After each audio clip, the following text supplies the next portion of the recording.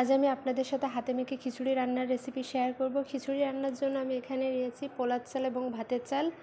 দুই রকমের চাউল দিয়ে খিচুড়ি রান্না করলে খিচুড়ির টেস্টটা অনেক ভালো হয়। সাথে নিয়েছি কয়েক রকমের ডাল এবং গোটা মশলা, গুঁড়ো মশলা সবগুলোই আমি এখানে দেখিয়ে দিয়েছি।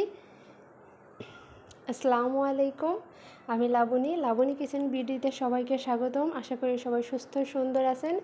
আর যারা যারা আমার ভিডিওগুলো দেখেন তাদেরকে অসংখ্য ধন্যবাদ।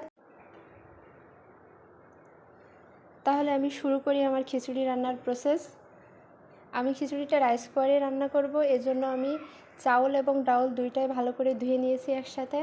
এরপর আমি গোটা মশলাগুলো দিয়ে দেবো। এখানে আমি জিরা, দারচিনি, এলাচ, তেজপাতা সব কিছুই দিয়েছি, সাথে লবঙ্গ দিয়েছি।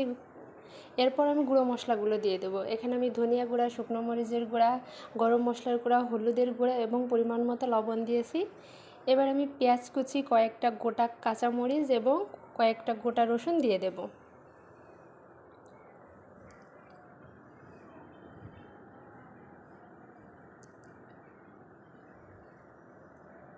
আমি আসলে খুব বেশি বেশি মশলা দিয়ে খাবার খেতে পছন্দ করি না।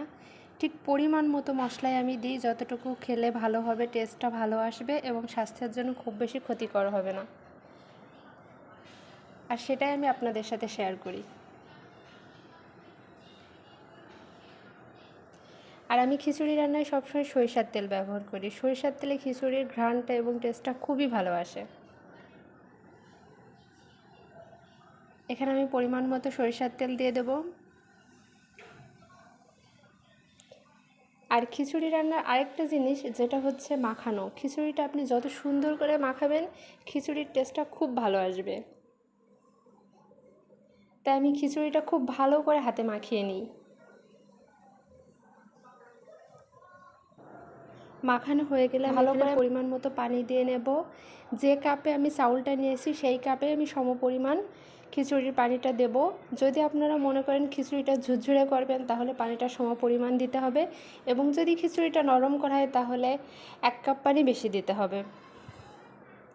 দেখেন আমার খিচুড়িটা কত সুন্দর ঝুরঝুরে হয়েছে। আমি যেহেতু ঝুরঝুরে খিচুড়ি রান্না করব, এজন্য আমি সমপরিমাণ পানি দিয়েছি।